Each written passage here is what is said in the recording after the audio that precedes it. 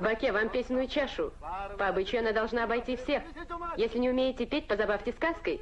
Или промычите теленком.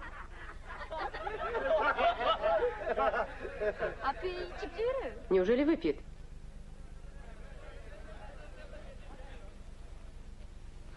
По-моему, у него не все в порядке. Ой, бай! Ой, бай, ему же медведь на ухо наступил.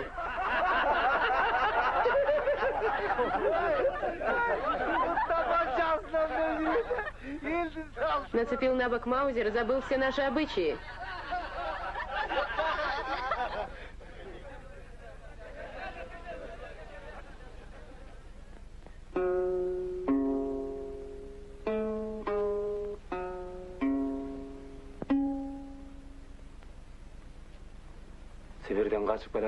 Когда бежал из Сибири, в казахской степи, я слышал рассказ о Биржан-Сале. Поэт был совестью народа. Оскорбленный ничтожеством людей, он уходил в степь и пел там свои песни. Сородичи решили, что он сошел с ума. Привязали певца к решеткам юрты. Тогда он, обращаясь к своему сыну Тимиртасу, запел эту песню.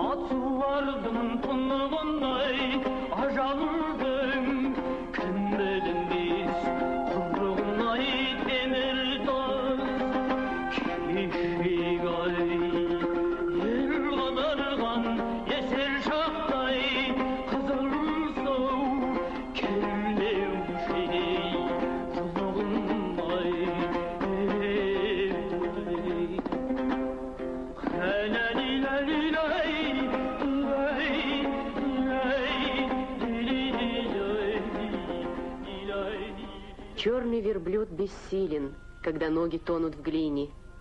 Люди проклинают землю, потеряв в себе святость. Я, Биржан, гордость всех 3 казахских земель, из жизни ухожу, не найдя ее смысла.